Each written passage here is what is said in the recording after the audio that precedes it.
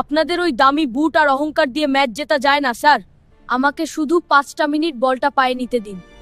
কথা দিচ্ছি, এই 5 মিনিটে 5টা গোল দিয়ে এই খেলা আমি জিতিয়ে দিব।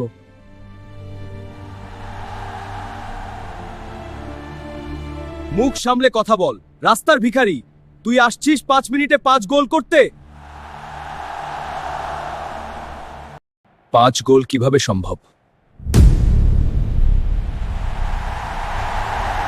তোর এই অবস্থায় মাঠে ঢোকার সাহস কিভাবে হলো?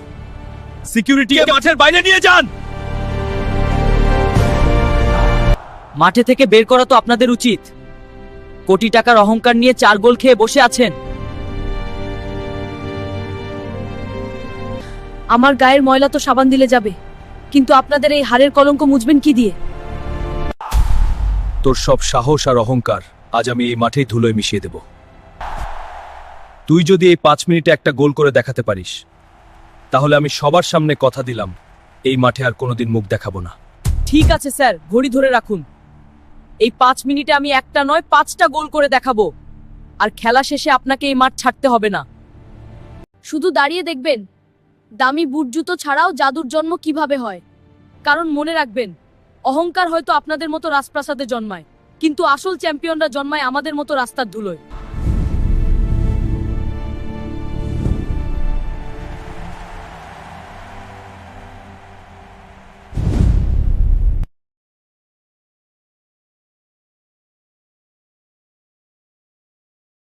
কল্পনা করুন একটি বিশাল স্টেডিয়াম, ফ্লাড লাইটের তীব্র আলোয় পুরো মাঠ যেন দিনের মতো আলোকিত।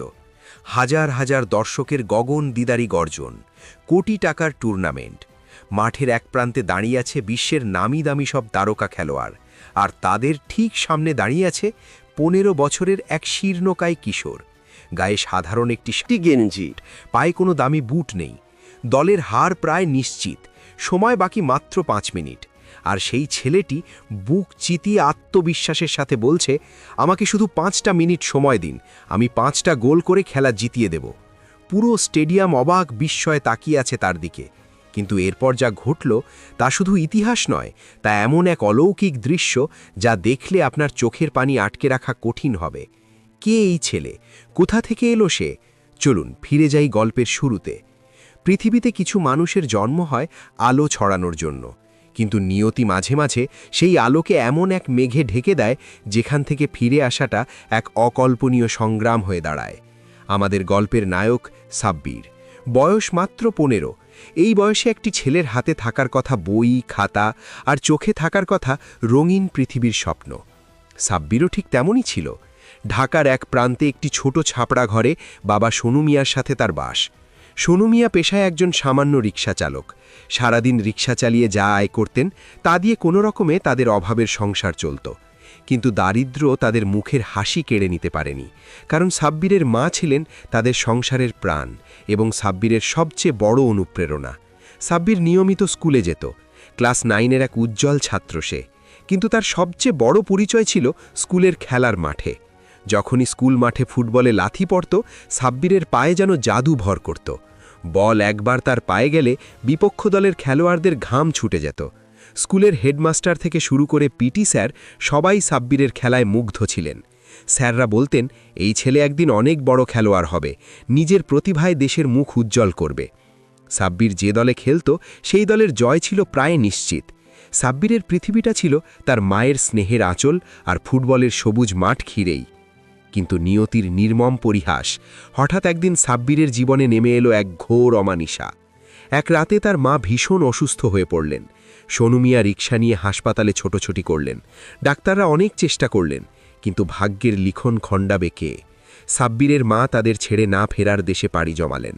সে বিশ্বাসই করতে পারছিল না যে মা তাকে প্রতিদিন মাঠে যাওয়ার আগে মাথায় হাত বুলিয়ে দোয়া করে দিত, সে আর কখনো তাকে ডাকবে না। মায়ের মৃত্যুর সাথে সাথে সাব্বিরের জীবনের সমস্ত আনন্দ যেন থমকে গেল। সোনু মিয়াও মানসিকভাবে ভেঙে পড়লেন। সংসারে একজন মানুষের শূন্যতা যে কতটা ভয়ঙ্কর হতে পারে তা সাব্বির উপলব্ধি করতে শুরু করল। কয়েক মাস পর আত্মীয় স্বজনের চাপে এবং সংসারের হাল ধরার যুক্তিতে সোনু মিয়া দ্বিতীয় বিবাহ করলেন। বাড়িতে এলো সাব্বিরের সৎ মা।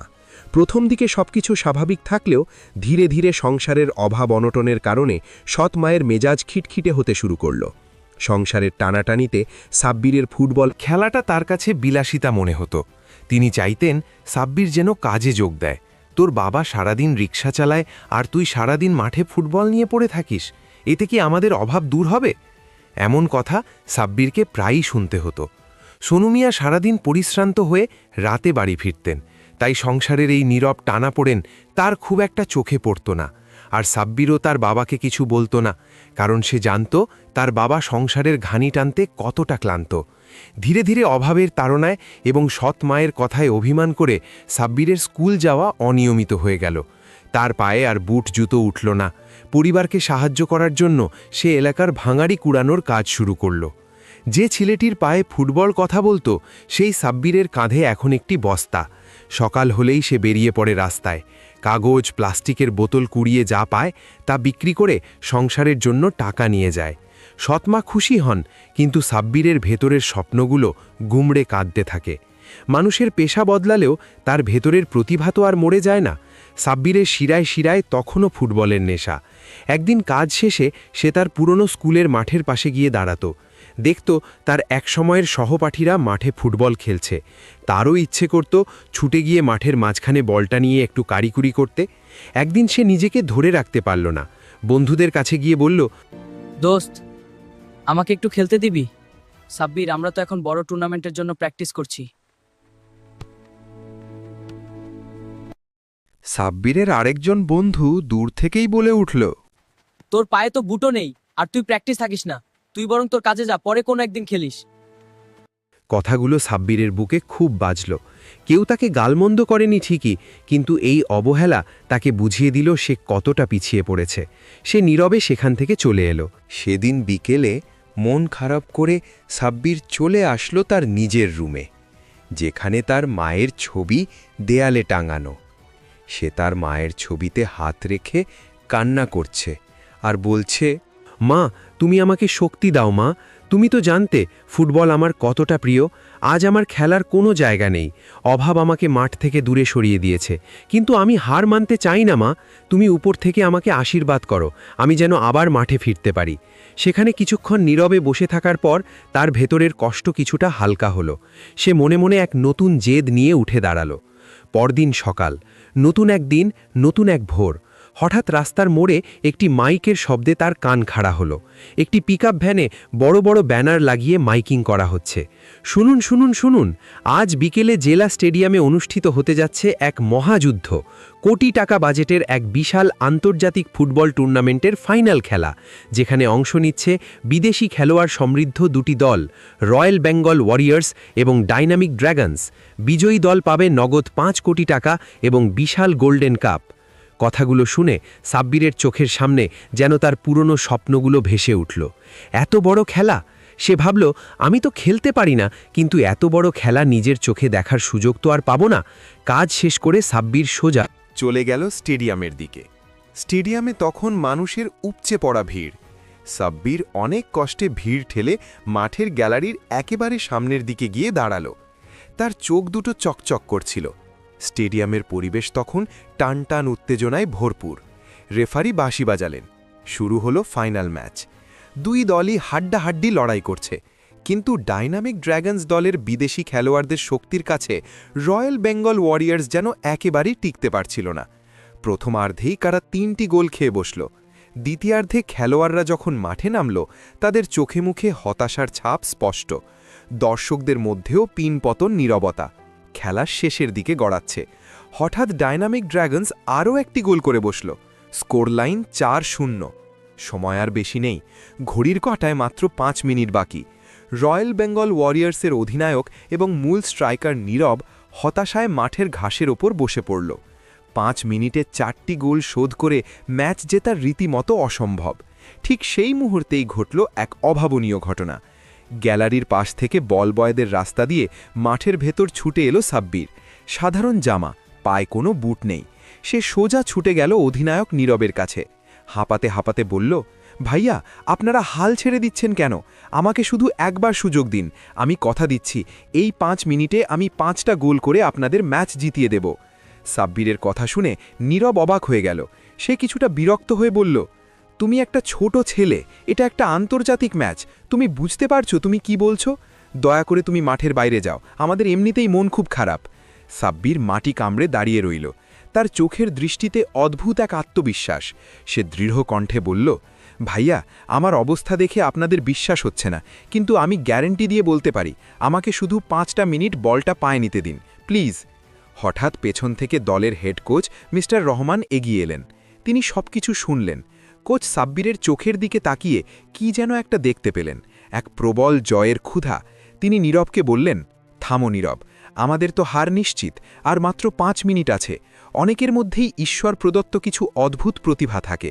ছেলেটার আত্মবিশ্বাস তো দেখো, ওকে একটা সুযোগ দিয়ে দেখতেই বা ক্ষতি কি? কোচের কথায় সবাই স্তব্ধ হয়ে গেল। কোচের নির্দেশে রেফারিকে বলে বিশেষ অনুমতি নিয়ে সাব্বিরকে বদলি খেলোয়াড় হিসেবে মাঠে নামানো হলো। দর্শকদের মধ্যে কানাঘুষি শুরু হয়ে গেল।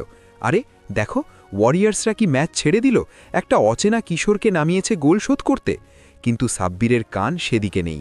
সে চোখ বন্ধ করে একবার তার মায়ের মুখটা স্মরণ করল।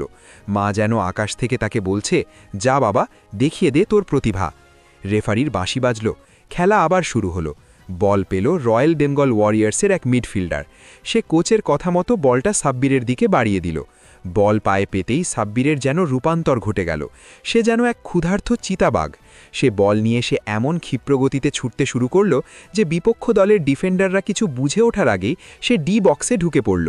গোলকিপার এগিয়ে আসতেই সাব্বির এক জাদুকরী শট নিল। বলটা গোলকিপারের মাথার ওপর দিয়ে হাওয়ায় ভেসে সোজা জালে জড়িয়ে গেল। গোল! পুরো স্টেডিয়াম নিস্তব্ধ। কয়েক সেকেন্ড পর দর্শকদের গর্জনে ফেটে পড়ল গ্যালারি। কিন্তু সাব্বিরের উদযাপন করার সময় নেই। সে বলটা কুড়িয়ে এনে মাঝ মাঠে রাখল। খেলা আবার শুরু। এবার বিপক্ষ দল তাকে মার্ক করার চেষ্টা করল, কিন্তু সাব্বিরের পায়ের কাজ এতটাই নিপুণ যে 3 জন খেলোয়াড়কে কাটিয়ে মাঠের একদম কর্নার সাইড থেকে এক অবিশ্বাস্য বাঁকানো শটে দ্বিতীয় গোলটি করে বসল সে। স্কোর 4-2। এবার ওয়ারিয়র্স দলের খেলোয়াড়দের মধ্যেও যেন প্রাণ ফিরে এলো। তারা বুঝতে পারল এই ছেলে সাধারণ কেউ নয়। তারা সাব্বিরকে পাস দিতে লাগল। সাব্বির 15 বছরের এক কিশোর, কিন্তু তার জেদ তাকে থামতে দিচ্ছে না। 3 মিনিট পেরিয়ে গেছে। সাব্বির মাঝমাঠ থেকে একাই বল টেনে নিয়ে গিয়ে বিপক্ষ দলের ডিফেন্স গুড়িয়ে দিয়ে তৃতীয় গোলটি করল। এবং ঠিক তার 30 সেকেন্ড পরেই নীরবের একটি ক্রস থেকে দুর্দান্ত এক হেডারের চতুর্থ গোল। Score 4-4, draw. পুরো স্টেডিয়ামের দর্শকরা উত্তেজনায় দাঁড়িয়ে পড়েছে। কেউ বিশ্বাস করতে পারছে না যে তাদের চোখের সামনে কি ঘটছে। সাব্বিরের সতীর্থরা ছুটে এসে তাকে বুকে জড়িয়ে ধরল। সাব্বির প্রচণ্ড ক্লান্ত হয়ে পড়েছে। সে ঘাসের ওপর হাঁটু গেড়ে বসল লম্বা শ্বাস নেওয়ার জন্য। সময় আর মাত্র 1 মিনিট বাকি। সবাই ভাবল ম্যাচটা ড্রতেই শেষ হবে, কিন্তু সাব্বির মাটি থেকে উঠে দাঁড়ালো। তার চোখে মুখে চরম ক্লান্তি, কিন্তু কণ্ঠে ইস্পাতের মতো দৃঢ়তা। সে বিড়বিড় করে বলল, আমি বলেছিলাম 5 মিনিটে 5 গোল করব, আমি জিতবই। খেলা শুরু হলো। শেষ 1 মিনিট। বিপক্ষ দল এখন মরিয়া হয়ে রক্ষণভাগ সামলাচ্ছে। ঘড়ির কাঁটা টিকটিক করে এগোচ্ছে। আর মাত্র 30 সেকেন্ড। হঠাৎ বিপক্ষ দলের একটি ভুল পাসে বল এসে পড়ল সাব্বিরের পায়ের কাছে। সাব্বির জানত এটাই শেষ সুযোগ। সে তার জীবনের সমস্ত শক্তি, সমস্ত জমাট বাঁধা স্বপ্ন যেন তার ডান পায়ে জমায়েত করল। গোলপোস্ট থেকে প্রায় 25 গজ দূর থেকে সে এমন এক বুলেট শট নিল যা ঠেকানোর সাধ্য কোনো গোলকিপারের ছিল না। বলটার রকেটের বেগে গিয়ে জালে আছড়ে পড়ল। গোল! 5-4। রেফারি দীর্ঘ বাঁশি বাজিয়ে ম্যাচ শেষের ঘোষণা দিলেন। পুরো স্টেডিয়াম যেন ভূমিকম্পের মতো কেঁপে উঠল। এদিকে সাব্বিরের বস্তি এলাকায় চায়ের দোকানে বসে টিভিতে খেলা দেখছিল তার বাবা সোনু মিয়া এবং সৎমা। টিভির পর্দায় ছেলেটির চেহারা জুম করতেই সোনু মিয়া লাফিয়ে উঠলেন। আরে, এ তো আমার সাব্বির, আমার ছেলে টিভিতে খেলছে। তার চোখ দিয়ে আনন্দের অশ্রু ঝরতে লাগল। পাশে বসা সৎ মা স্তব্ধ হয়ে গেলেন। তার চোখের সামনে ভেসে উঠল কিভাবে অভাবের তাড়নায় তিনি ছেলেটির স্বপ্নকে অবহেলা করেছিলেন। নিজের ভুলের জন্য তার 2 চোখ বেয়ে অশ্রু ঝরতে লাগল। তারা দুজনেই ছুটে চললেন স্টেডিয়ামের দিকে। মাঠে তখন এক অন্যরকম দৃশ্য। ওয়ারিয়ার্স দলের খেলোয়াড়রা এখন সাব্বিরকে কাঁধে তুলে নিয়ে পুরো মাঠ প্রদক্ষিণ করছে। দর্শকরা সাব্বির সাব্বির বলে স্লোগান দিচ্ছে। নীরব সাব্বিরের কাছে এসে তাকে জড়িয়ে ধরে বলল, ভাই, তুই আজ আমাদের শুধু ম্যাচ জেতাসনি, তুই প্রমাণ করেছিস আসল প্রতিভা কখনো লুকিয়ে রাখা যায় না। কোচ রহমান এসে সাব্বিরকে বুকে জড়িয়ে ধরলেন, বললেন, বাবা, তুমি আজ যা করেছ তা এক কথায় অবিশ্বাস্য, তুমি অসাধ্য সাধন করেছ। ঠিক তখনই ভিড় ঠেলে মাঠে প্রবেশ করলেন সোনু মিয়া এবং সাব্বিরের সৎমা। বাবাকে দেখে সাব্বির ছুটে গিয়ে তাকে জড়িয়ে ধরল। সৎমা সাব্বিরের মাথায় হাত বুলিয়ে কাঁদতে কাঁদতে বললেন, বাবা রে, অভাবের কারণে আমি তোর এত বড় প্রতিভাকে কখনো বুঝতে পারিনি। আমাকে তুই ক্ষমা করে দে বাবা, তোর স্বপ্নই এখন থেকে আমাদের স্বপ্ন। কোচ রহমান ঘোষণা দিলেন, আজ থেকে সাব্বিরের পড়াশোনা, তার থাকা খাওয়া এবং তার উন্নত প্রশিক্ষণের সমস্ত দায়িত্ব আমাদের ক্লাবের। সাব্বির এখন থেকে আমাদের ক্লাবের সেরা রত্ন। স্টেডিয়ামের হাজার হাজার দর্শকের হাততালির মাঝে সাব্বির আকাশের দিকে তাকালো। তার মনে হলো রাতের আকাশের তারাদের মাঝে তার মা যেন হাসি মুখে তার দিকে তাকিয়ে আছেন। জীবনের সমস্ত অন্ধকার দূর হয়ে সাব্বিরের জীবনে উদিত হলো এক নতুন সূর্য। গল্পটি তোমাদের কাছে কেমন লাগলো তা অবশ্যই কমেন্ট করে জানাবেন। যারা আমার চ্যানেলে নতুন তারা আমার চ্যানেলটি সাবস্ক্রাইব করে পাশে থাকবেন। দেখা হবে নতুন কোনো ভিডিও নিয়ে, সেই পর্যন্ত সবাই ভালো থাকবেন। ধন্যবাদ।